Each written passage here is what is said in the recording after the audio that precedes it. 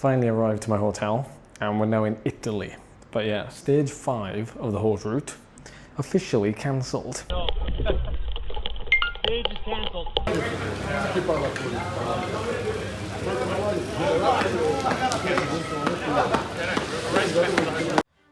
7 days, 800 kilometers and over 20,000 meters of climbing. The Haute Route Alps isn't just a ride, it's the ultimate test to the most legendary cols of the French Alps. From Megève all the way to the coast in Nice, every pedal stroke is earned and every summit is a battle. This is where we get to ride like pros, through a journey that transforms every rider who dares to take it on. This is my story.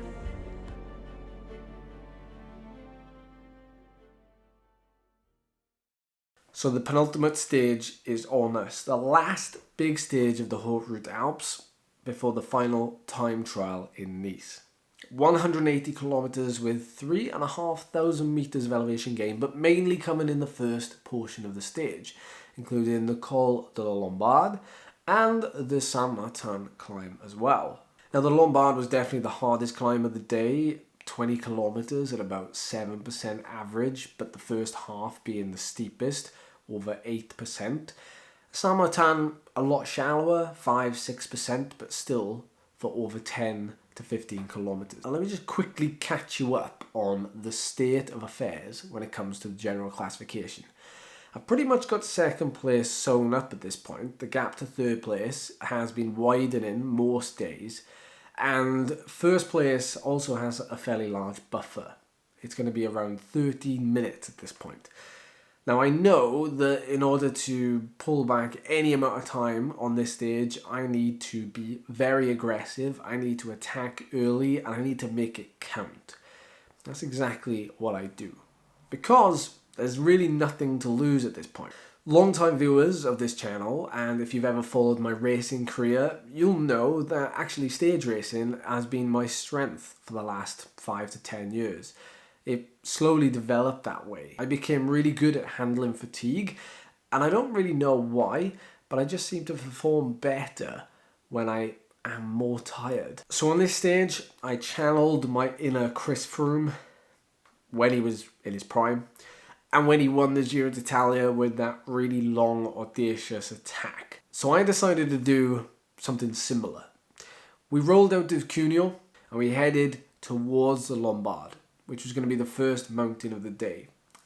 But it wasn't that simple, because we actually had a time section that would span from kilometre 14 all the way to the top of the Lombard, which would include a 25 kilometre valley road beforehand. And in my head, because the day before the race was cancelled and I was already thinking about throwing the kitchen sink at that stage, today I was really pumped to just attack from the gun. However, what happened next, I was not expecting. So as we rolled towards kilometre 0, which was actually kilometre 14, but actually the first time section where the race starts officially, we exit the neutralised section and the race starts. And I attack straight away. And when I attack, I notice the race leader in the orange jersey is on the right-hand side of the road.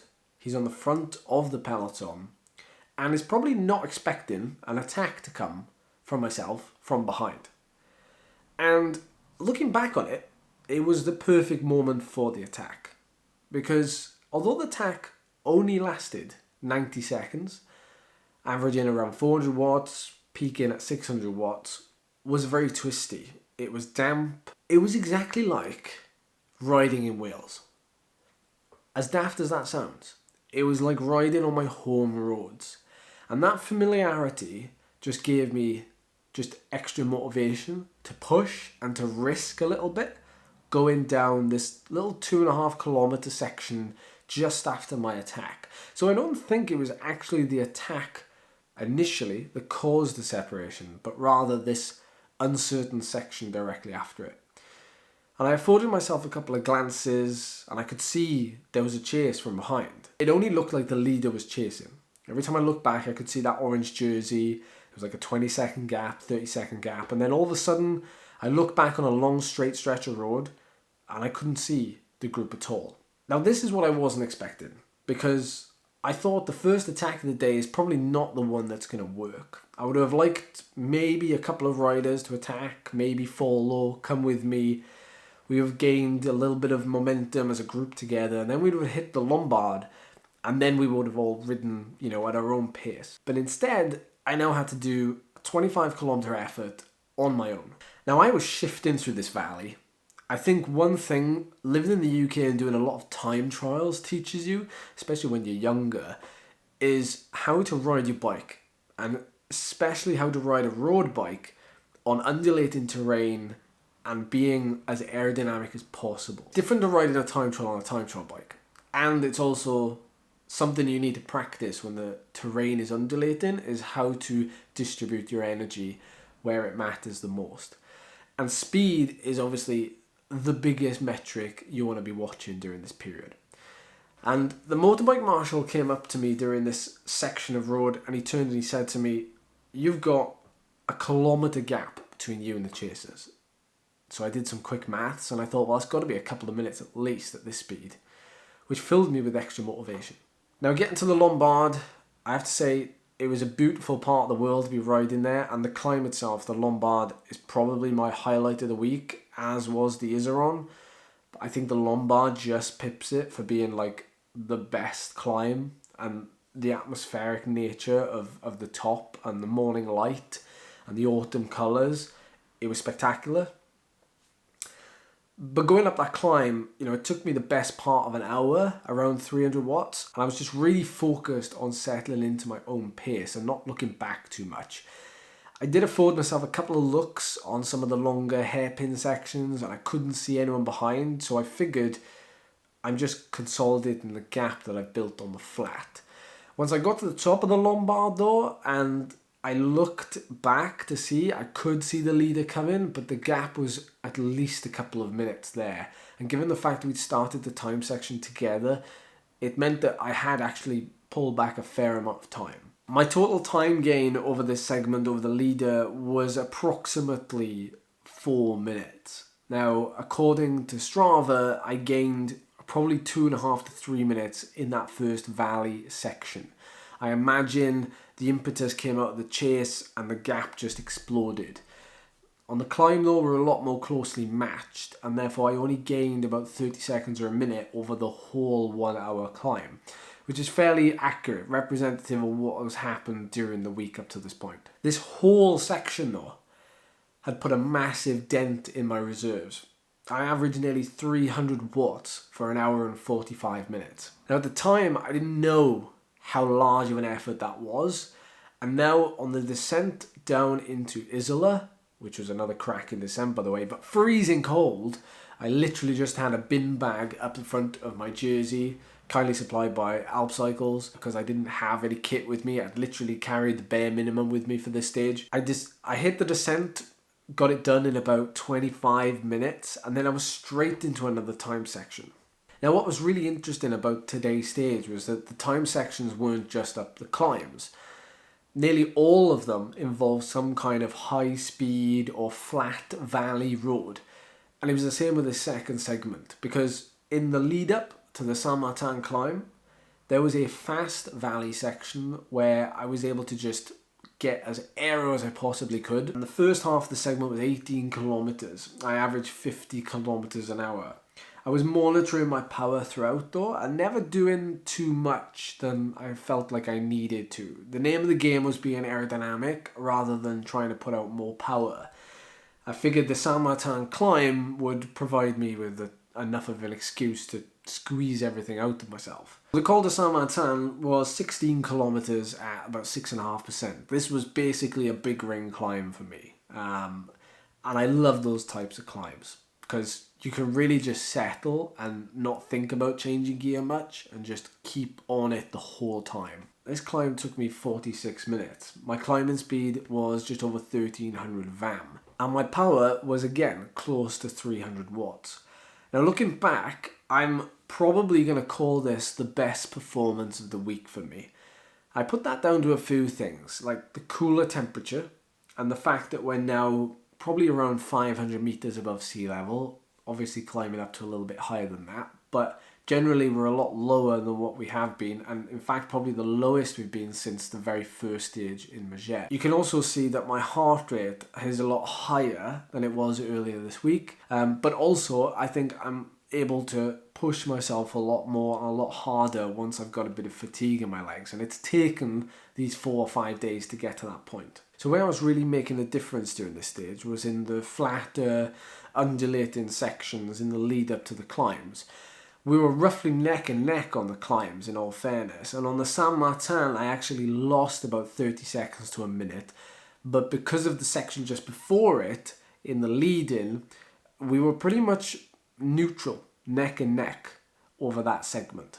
Now the final segment was going to come really far into the stage. At this point, over 3,100 kilojoules have been burnt, and this 26 kilometer segment was going to be quite a test, because not only did we have another slightly downhill valley section to contend with, we also had 2 little climbs that actually were harder than they looked on paper.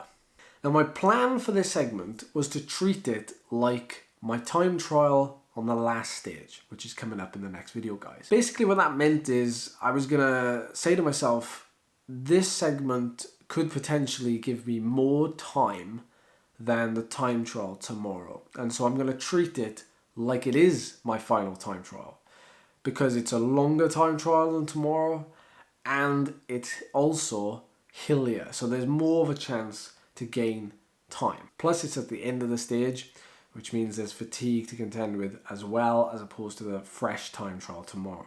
So I absolutely squeezed the sponge dry of this last segment. The 2 little climbs, I really pushed myself. They're about 10 minutes in length and I go over 310, 320 watts.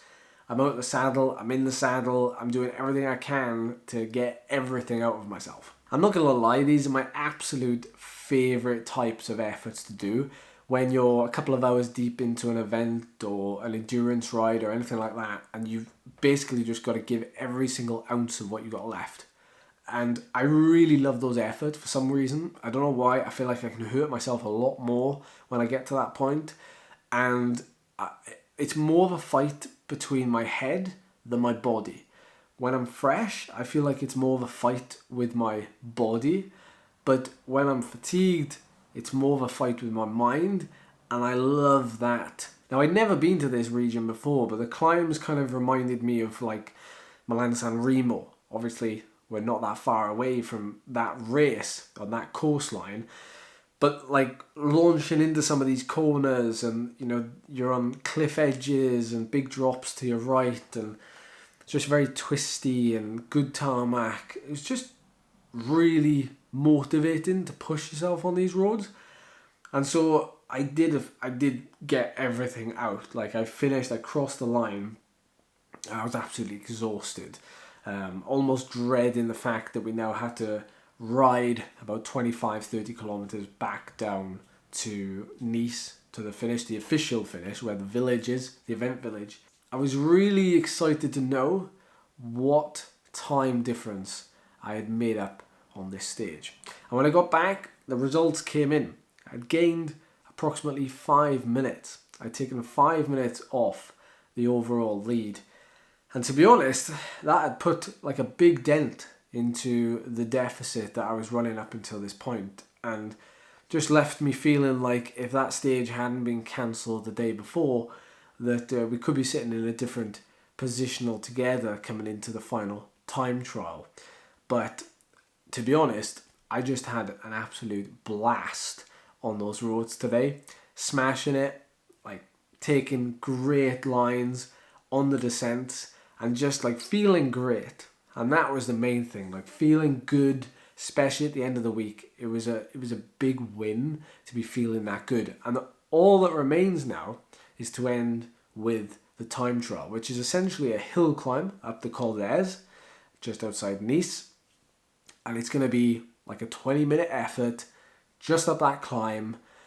But it's not just straight up. It's not simple. There's a bit of pacing, a bit of thinking involved when it comes to going up that climb as fast as possible.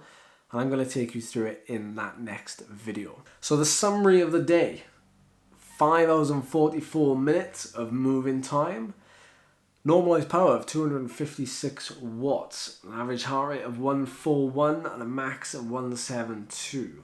And the big breakdown of the segments, pretty much all at 300 watts, but 1 hour and 45 minutes, 45 minutes and then 40 minutes, all of which are around 300 watts. Now coming into the final stage, of course, I can't win the event overall. I can hopefully take the win in my age category, but the goal will be to try and win this final stage outright. So if you enjoyed this series, folks, give the video a like, and I look forward to seeing you in that time trial in the last video in the next one.